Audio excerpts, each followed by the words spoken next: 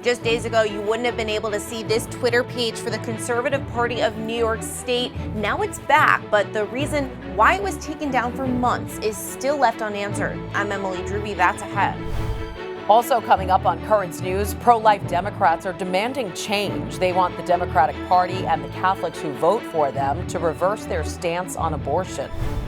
Plus, Bishop James Massa is now the new rector of St. Joseph's Seminary. It's a special place that he knows well. We'll explain. And it's official, 9 priests in the Diocese of Brooklyn assume the title of Monsignor in recognition of their lifelong commitment to the faithful they've served for decades. The news starts right now.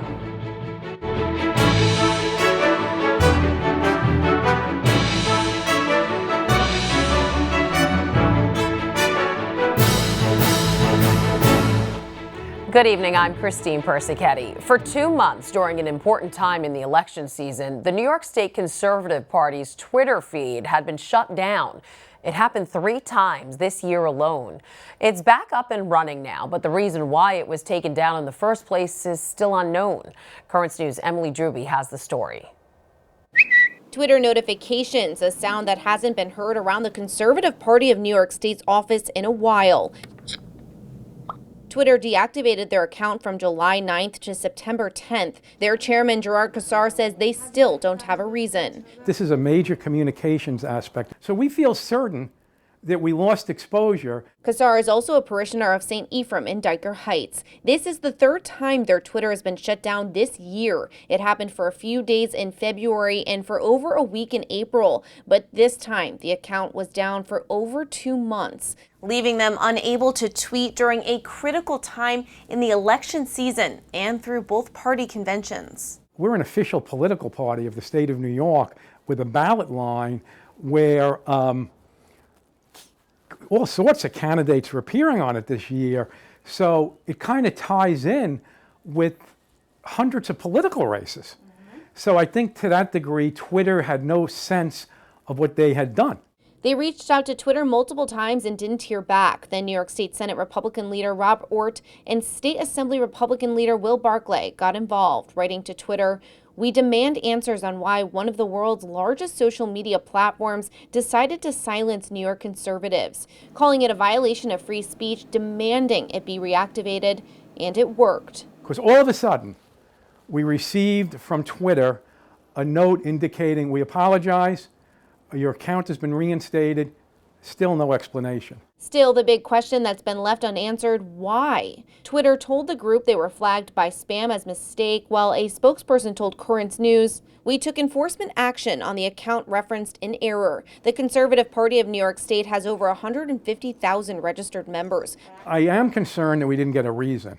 Cassar says he was confused as to what they even might have violated, adding he believes nothing on their Twitter is controversial. Very straightforward public statements that were occurring from major political leaders or institutions in this country. Cassar is hopeful that with political leaders' involvement, they'll be spared from another shutdown, but he says he doesn't think this is the end of the story. In Bay Ridge, Brooklyn, Emily Druby, Currents News.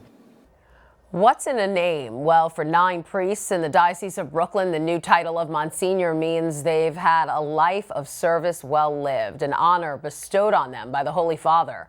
Currents News' Jessica Easthope was there when they took their first steps toward a new future. 9 Diocese of Brooklyn priests are making it official. They assumed the title of Monsignor in February, but their conferral ceremony is finally taking place at the Co-Cathedral of St. Joseph after being postponed for months due to the pandemic. It's a certain excitement for me. It's kind of a recognition. As your involvement in ministry is diminishing, it's still something nice. In 2014, Pope Francis changed the rules. Now only priests who are 65 and older can become Monsignors.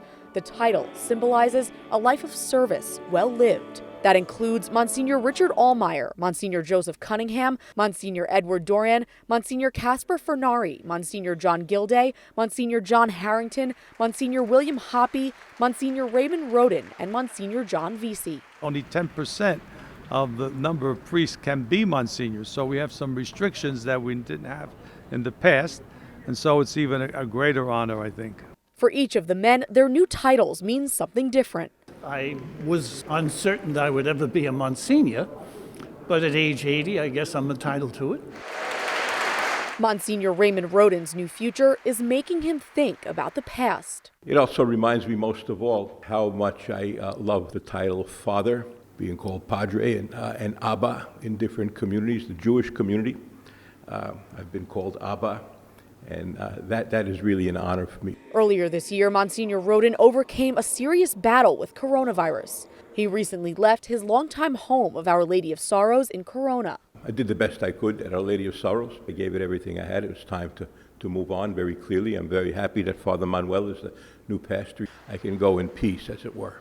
Bishop DiMarzio says the new Monsignors are an outstanding reflection of obedience and dedication. They really did do God's will well and really put themselves out of the way. The Monsignors are each continuing their service in different ways, but all have had a life well lived. In Prospect Heights, Jessica Easthope, Currents News. A top Vatican cardinal is calling for the necessary and urgent return to Mass, and that message is being backed by the Pope. Cardinal Robert Sarah, prefect of the Vatican's Congregation of Divine Worship, sending out a letter to all Catholic bishops saying no broadcast is equivalent to personal participation, nor can it substitute for that participation. And while Pope Francis remains at the Vatican, his aides are hitting the streets to spread his message. Since the Holy Father isn't traveling because of the pandemic, Italian Cardinal Pietro Parolin went to Lebanon to meet with religious leaders a month after the Beirut blast. While the head of the Pope's diplomatic service, British Archbishop Paul Gallagher, went to Belarus, where there's been some political turmoil, to show the Holy Father's closeness to the country. Hurricane Sally is barreling toward the Gulf Coast. The storm is expected to continue to gain strength before hitting late Monday evening into Tuesday as a high-end Category 2. Chris James has the latest. As Hurricane Sally continues to spiral towards the Gulf, residents are getting ready, boarding up houses, moving and securing boats. It's better to be safe and sorry, get your vessel out, and first and foremost is life. Sally will be a slow-moving hurricane, with flash flooding expected to be a major threat. Some areas could potentially see as much as 2 feet of rain. A preliminary state of emergency has already been declared in Mississippi, Alabama, and Louisiana. The latest track has Sally's center passing east of New Orleans, meaning Mississippi's Gulfport and Biloxi areas may see the brunt of its winds, rain, and storm surge. Continue to monitor the weather, but be prepared for the worst case scenario, because with this storm slowing from 12 to 8 miles an hour, it could get worse before it gets better. New Orleans officials have ordered residents living outside the levee protection system to evacuate. We're just trying to do the best that we can to prepare our city for a lot of rainfall. The slow movement of the storm will also mean that hurricane-force winds and storm surge will last from later today all the way into Wednesday. Chris James, Currents News. Wildfires continue to rage all along the West Coast, the record-breaking heat and ultra-dry conditions fueling its spread. More than 30,000 first responders are working to beat back the flames in close to 100 fires. This as the death toll continues to rise, with at least 35 victims discovered in burned-out neighborhoods in Oregon, Washington, and California. The effects of the fires has Los Angeles experiencing some of the worst air quality they've ever had, rivaling the world's most polluted cities. There's a lot more news headed your way. Brooklyn Bishop James Massa has a new assignment as the new rector of St. Joseph's Seminary. We'll tell you all about it. Plus, the voices of Democrats for Life making themselves heard, calling on all Catholics to push for a major policy change to the Democratic platform. Will it work? And President Trump and former Vice President Joe Biden are both talking about the fires out west. We'll tell you what they had to say when we come back. Now you can help us put your faith in the news. The next time you capture a newsworthy event, send us your pictures or video. It's easy. Go to netny.tv/send us, and you may see your submission on Currents News.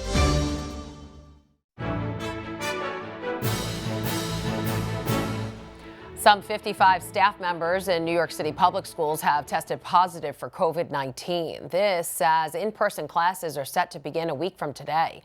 Mayor Bill de Blasio says that number is out of nearly 17,000 who were tested, but the teachers union is complaining that test results are still taking too long to come back, and they're pushing for an all-remote learning method to start the school year. Bishop James Massa has started a new journey, officially being installed as the new rector at St. Joseph's Seminary and College. He was surrounded by Bishop Nicholas DiMarzio and Cardinal Timothy Dolan to celebrate his new position, but it's a place he knows well and it's dear to his heart. Here's Currents News' Emily Druby. With a congratulatory hug and a round of applause, Brooklyn Auxiliary Bishop James Massa was officially installed as the 22nd rector at St. Joseph's Seminary and College. It's just a great feeling to be back here. He previously ministered at the school from 2012 to 2015, teaching and also coordinating their merger with Long Island's Immaculate Conception. He was very instrumental in the architect, really, of the merger of the seminaries. And so it's so wonderful that he's going to be able to come back. And now that Bishop Massa is back, he's already working on new goals. I want to continue to strengthen the bonds of connection between the seminarians and the local clergy. They need guidance and encouragement. And so I'd like to see those relationships grow. Cardinal Timothy Dolan called Bishop Massa the perfect choice for this job. If you had a group of people sit down and describe a man you'd want as the rector of a seminary, theological erudition, spiritual depth, and intimacy with the sacred art of priestly formation, a man with experience, a man who loves his priesthood and has immense pastoral experience, if you put that in a computer, guess whose name would point up? James Massa. Seminarians agree. Some spoke of his kindness, others of his humility, like Tobachukwu Ofia of Brooklyn. He's down to earth, very humble, very caring, and very spiritual. And that qualities are so good for us seminarians that we need someone like that in order to be able to learn from him. And learn from him they will. In Dunwoody, Yonkers, Emily Druby, Currents News.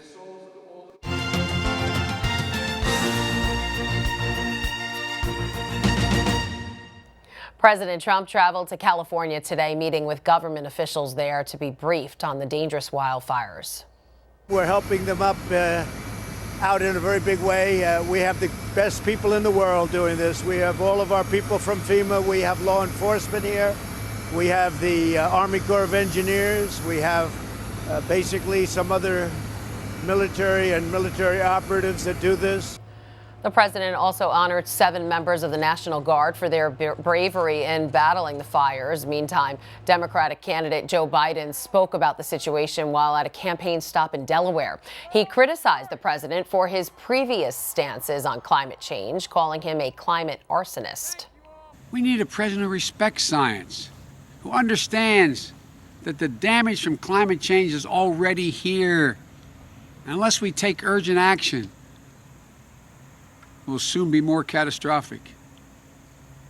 A president who recognizes, understands, and cares that Americans are dying.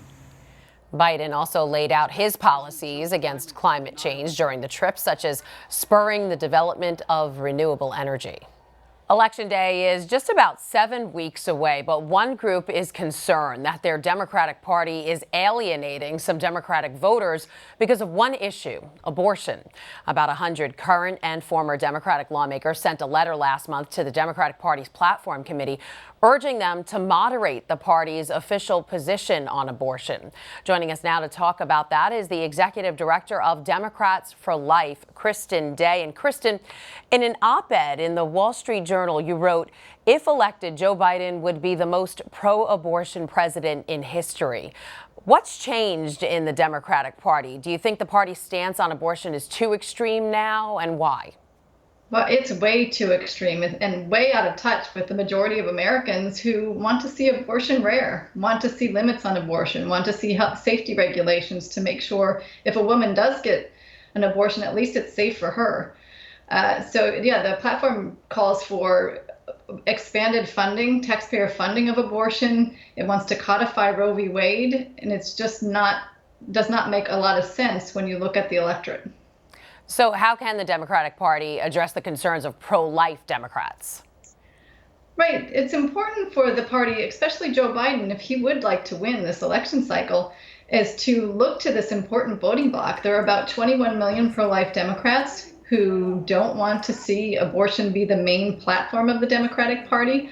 So, we had language in the platform that said that we're a big tent party that includes pro-life Democrats. So that's one area where he could look to.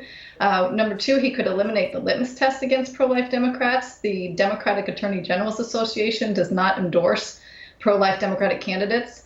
Act Blue, the main fundraising site for Democrats, does not allow pro-life Democrats like our group to fundraise for Democratic candidates. So, that's one thing he could do. Third thing is we need a new chairman of the Democratic National Party who doesn't believe that abortion is the foundation of the party. All right. Do you think the level of how extreme the party is when it comes to abortion will really have any effect on Catholic voters? Catholics are against abortion no matter when it happens. Right. Yes. A lot of Catholic voters do oppose abortion, and it will have an effect on the religious voters in particular who want to see more emphasis on protecting and providing support for pregnant women to carry their child to term. All this focus is placed on paying for abortion for poor women and completely ignoring that poor women want to parent too. They don't want to see abortion as their only choice. Okay, this letter is urging the party to take a more moderate stance on abortion. It was sent last month, right before the convention.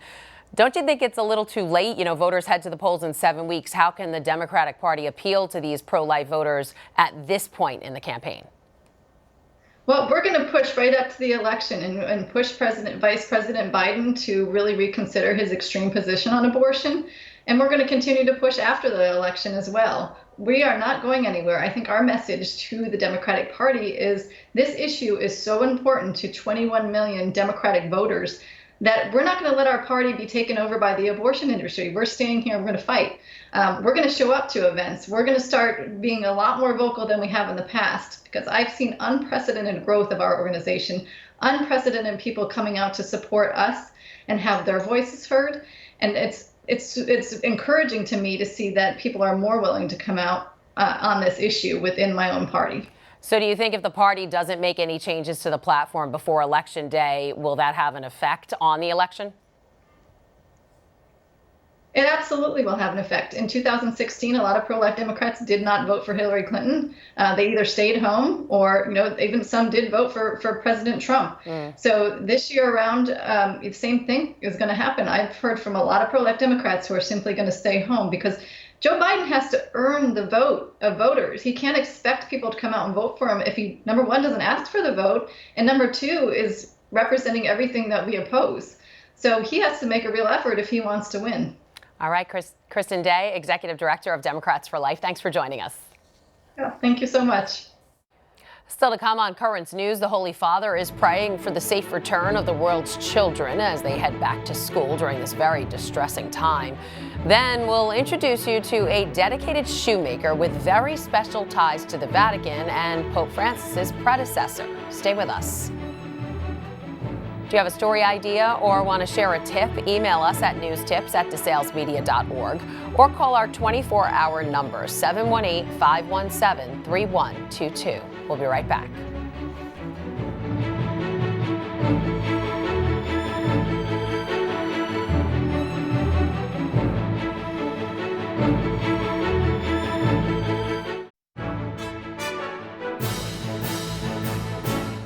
One day after Pope Francis expressed his solidarity with the displaced refugees in Lesbos, hundreds of tents were set up to help along the coast of the Greek island. More than 2,000 refugees became homeless after a fire broke out last week. The temporary shelter is being provided by the United Nations Human Rights Council. The Prime Minister of Greece has also promised them permanent shelter. School bells rang out along the Eternal City as classes reopened earlier today.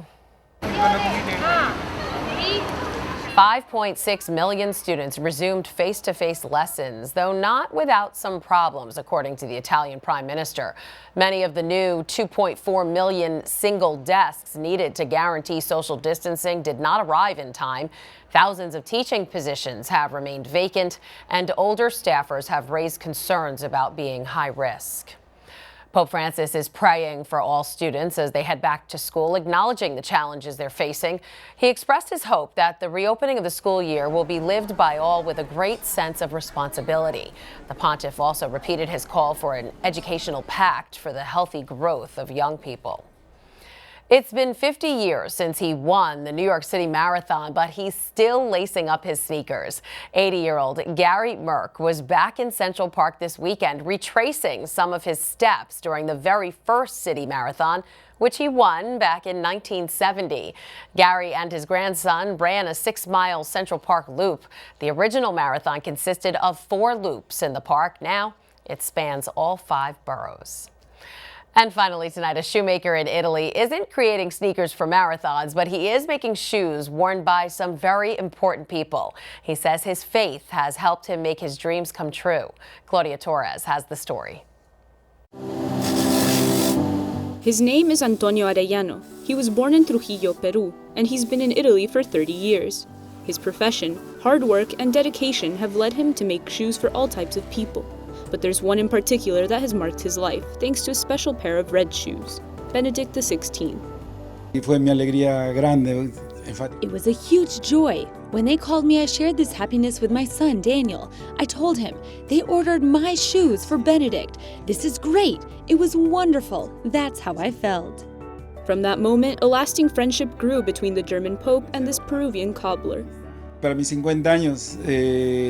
50th birthday, by 10 a.m., no one had called me to wish me a happy birthday.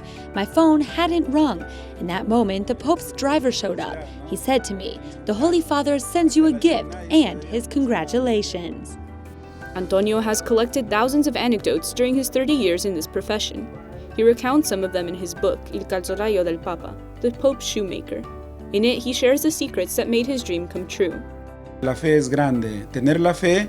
Faith is big. Having faith is the most beautiful thing in life. It is life. Faith moves mountains. Having faith in God and trying to keep your head in the right place allows you to accomplish great things. But you always need to work with love. Everything you do, do it for a good reason, not so much for money. Do it for a good cause, and then the money will come. Antonio runs his store a short distance away from the Vatican. His son, Daniel, helps him with his work. They're attentive, hardworking, and detail-oriented. They have an unusual ability to connect with their customers, making them feel like family. Many consider them true shoemaking artists. When the shoe's ready, you take out the mold and look at it. I just say, "Oh my gosh, it's beautiful." I say to myself, "Great job, Antonio." That same enthusiasm is what goes into each of his shoes, from the classics to the most colorful, those for important public figures to those he makes for daily use. Hard work and passion are part of the small details he talks about in his book, Il calzolaio del Papa. It's currently available in Italian and will be translated into Spanish and English. In Rome, Claudia Torres, Currents News. And that is Currents News. I'm Christine Persichetti. Thank you for joining us because we are putting your faith in the news. I hope to see you again next time.